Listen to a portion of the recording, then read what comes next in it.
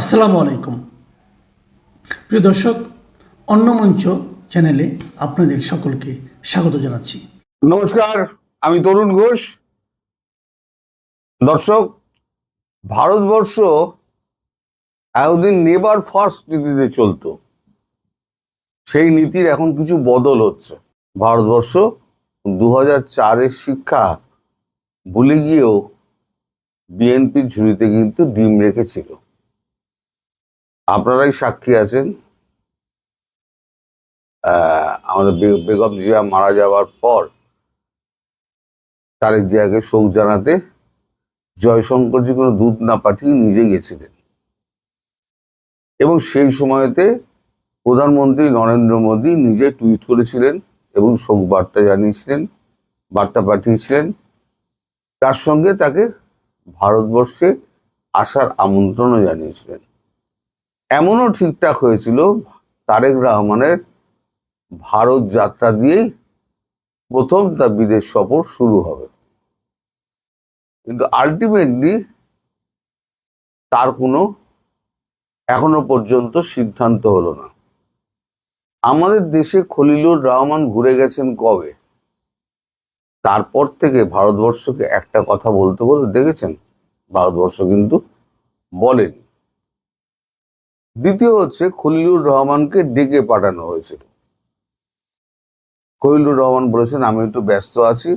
তার মধ্যে ভারত আর চাপাচাপি করেনি, কারণ ইলেকশন রয়েছে, মোদিজিও ব্যস্ত, সমস্ত জায়গায় ঘুরে বেড়াচ্ছেন, অমিত শাহ তো এইখানেই পড়ে রয়েছেন, রাজনাথ সিংহ দৌড়ে দৌড়ে বেড়াচ্ছেন। এখন একা জয়শঙ্করজি সব দিক সামলাতে পারবেন না বলে এখন কেউ কাউকে আর দেখা করার জন্য ডাকছেও না, সময়ও দিচ্ছে না।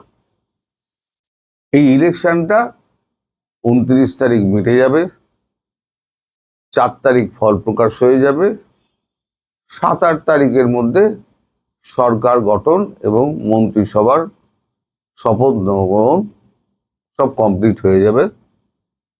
তারপরে এই যে বিলটা যেটা আসছে, গুড নেভার ফার্স্ট যে নীতি আসছে, সেই নীতিটা অ্যাপ্লাই করা হবে। এখনো যদি ফর্মালি মানে নীতিটা প্রণয়ন হয়নি, কিন্তু এখনই কিন্তু আপনাদের ওই বাংলাদেশে চাল ডাল রপ্তানির ক্ষেত্রে কিন্তু অনেক বিধিনিষেধ আরোপ করে দেওয়া হয়েছে। আমি তো এই দেশে আমি জানি না, আপনারা জানাতে পারবেন আমাকে যে ইদানিং ভারতবর্ষ থেকে কত চাল ডাল তেল নুন কত গেছে। আমি তো জানি না, আপনারা নিশ্চয়ই জানবেন। যদি আমাকে একটু কমেন্টে জানান, তাহলে আমি একটুখানি আমার একটু জ্ঞানটা বাড়বে। আমি আপনাদের কাছ থেকে এটা জানতে চাইছি যে কতটা চাল ডাল আপনারা পেয়েছেন, আর কতটা তেল আপনারা পেয়েছেন, আবার কবে তেল পাবেন।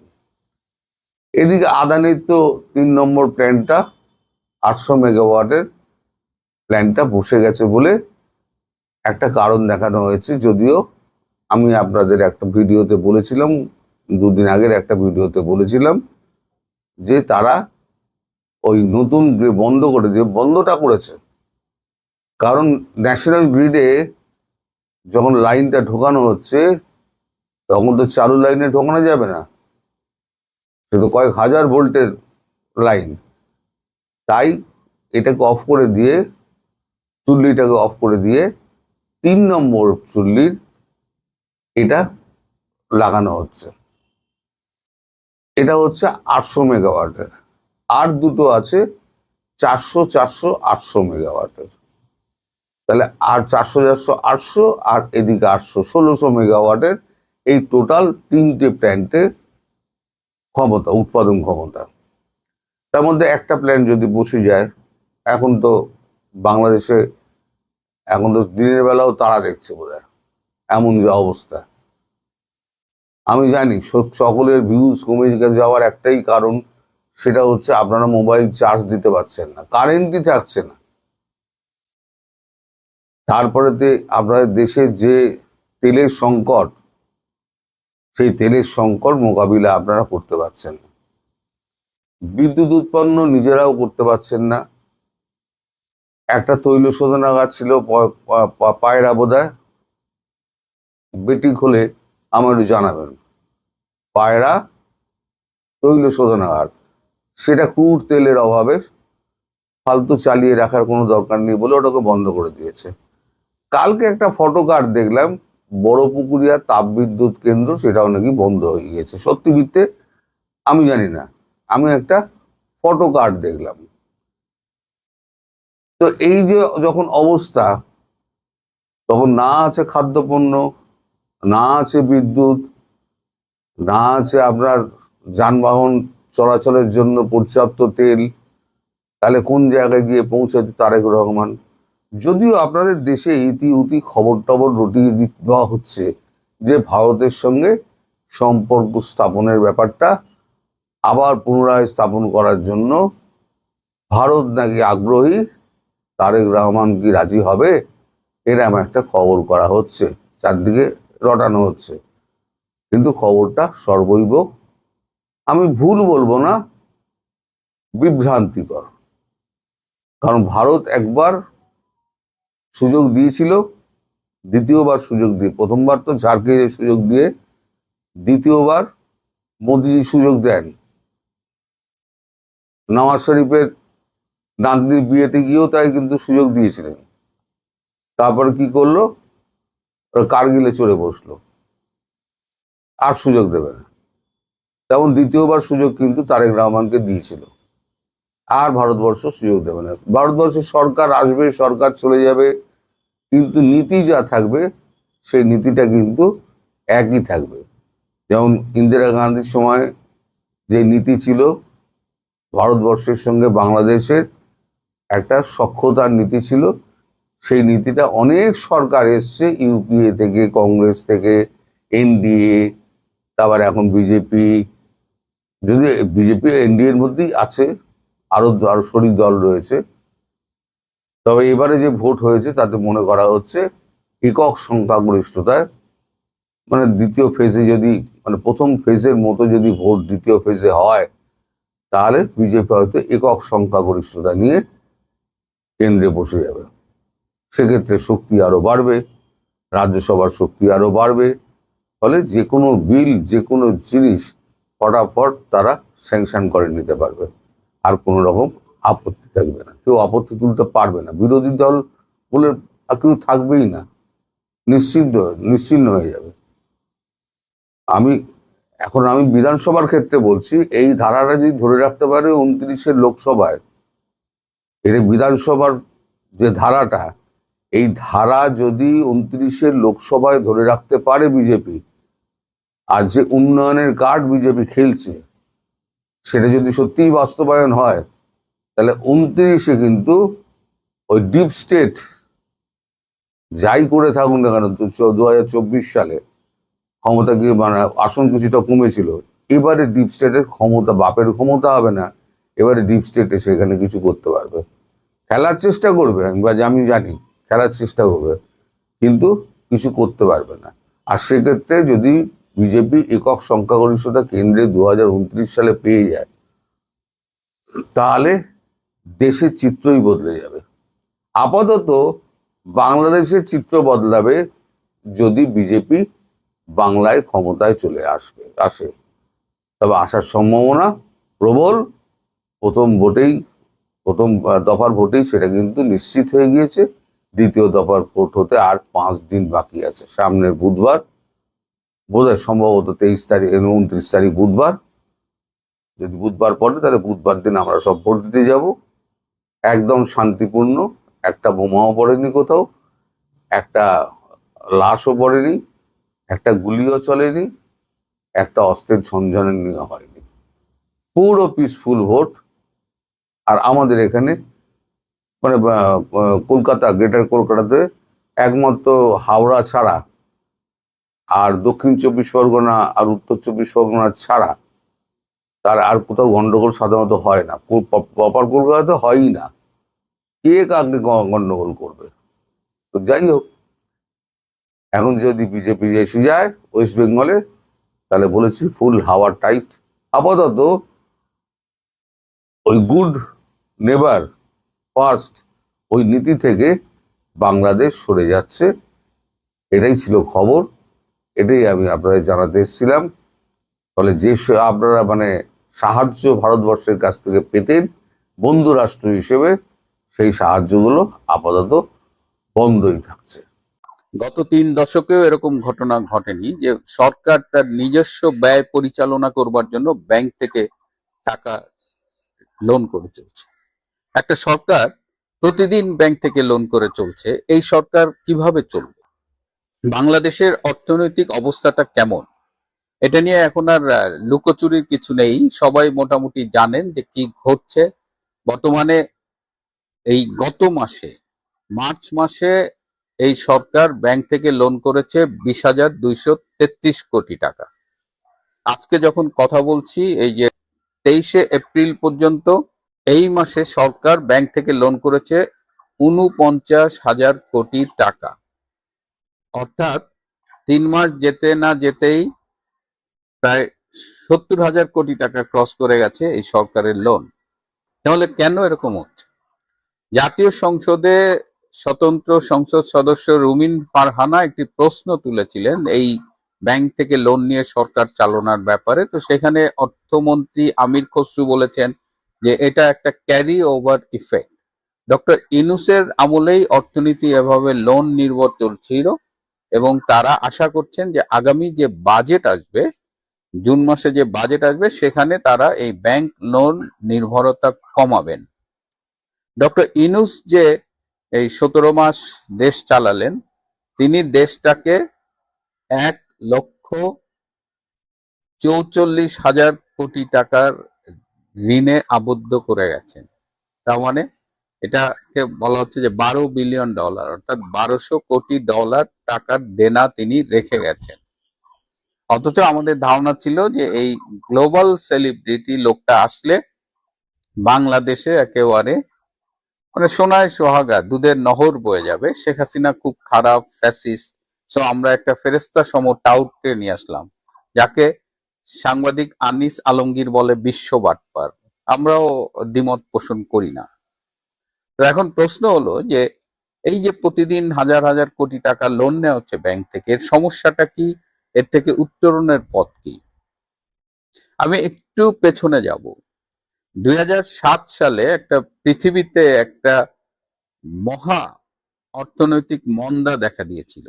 এই জন্য সেই অর্থনৈতিক মন্দাটাকে বলা হয় যা গ্রেটেস্ট রিসেশন। এবং 2007 সালে শুরু হলেও এটা 2008-এর শেষে এবং 2009-এ এটা একদম প্রকট আকার ধারণ করে। এবং এটা শুরু হয়েছিল আমেরিকায় এই আবাসন খাত থেকে, রিয়েল স্টেটে এই যে বাড়িগুলোকে ওভার প্রাইস শো করে অতিরিক্ত লোন দিছে এবং এক সময় কলাপস করছে। এবং আমেরিকার একটা খুব বড় বিনিয়োগ ব্যাংক কলাপস করে গিয়েছিল সেই সময়।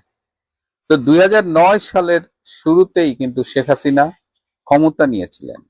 তিনি এমন সময় ক্ষমতা নিয়েছিলেন যখন দেশে বিদ্যুৎ উৎপাদন খুবই কম, প্রয়োজনের তুলনায় দেশ লোডশেডিং এ ডুবে থাকে, যখন বিশ্বব্যাপী অর্থনৈতিক মন্দা, ডেফিনেটলি বাংলাদেশ তার দ্বারা ক্ষতিগ্রস্ত হয়েছিল। সেই জায়গা থেকে ক্ষমতা নিয়ে শেখ হাসিনা কিন্তু বাংলাদেশটাকে একটা ইমার্জিং ইকোনমিক ফোর্স হিসেবে এস্টাবলিশ করেছিলেন।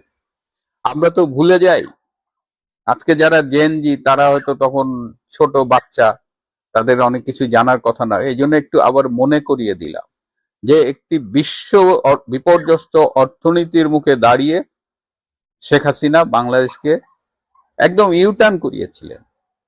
মানে একদিকে বিশ্ব ঢুকছে আর একদিকে বাংলাদেশ এগিয়ে যাচ্ছে সামনের দিকে। কিভাবে শেখ হাসিনা এটা করেছিলেন এটা কিন্তু ওপেন বুক। এটা এখন চাইলে বর্তমান সরকারও দে ক্যান গো ব্যাক। কিন্তু বর্তমান সরকার কি করতেছে?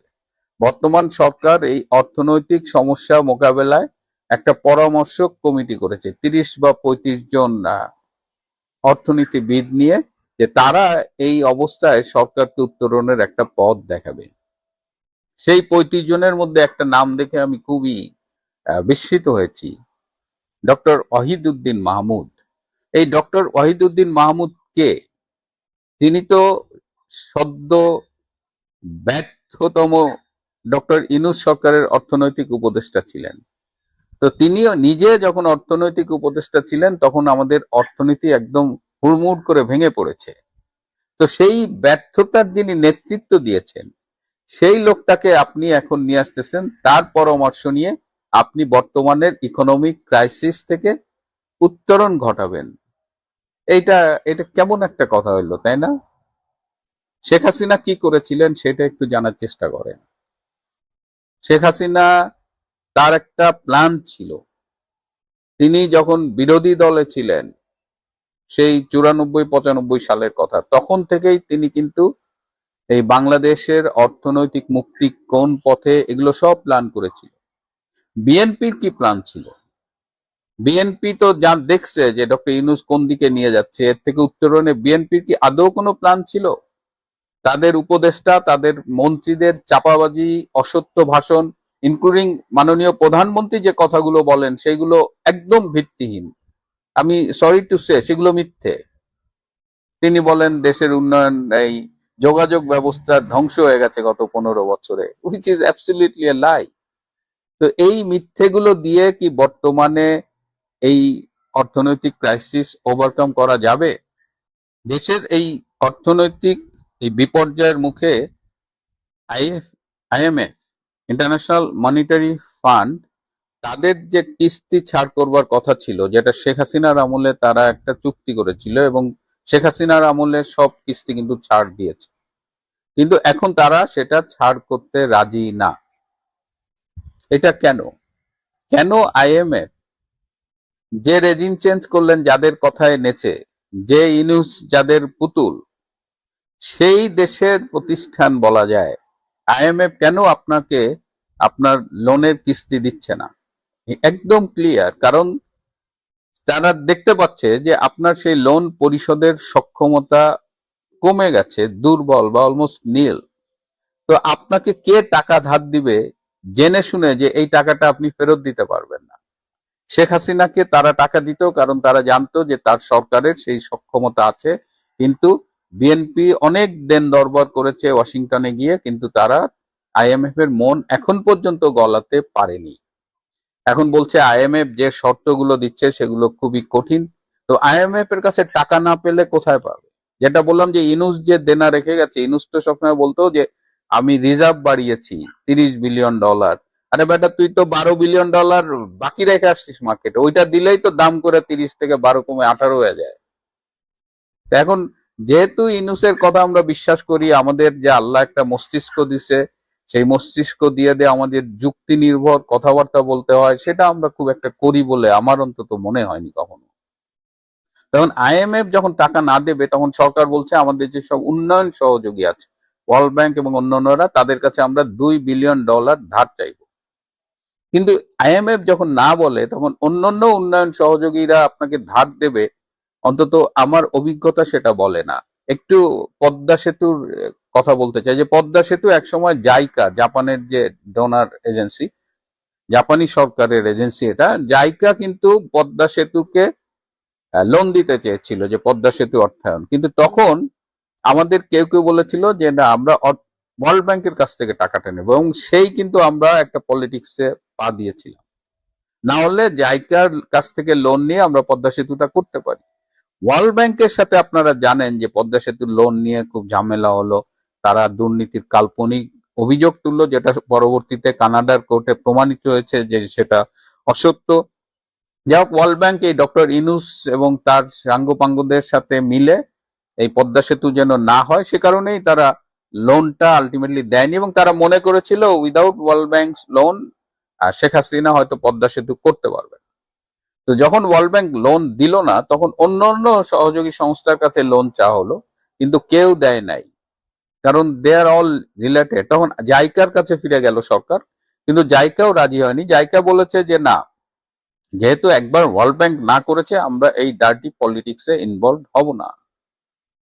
সো দিস ইজ হাউ এদের নেটওয়ার্কটা কাজ করে। তো সরকার ইজ ইন ডিপ শিট।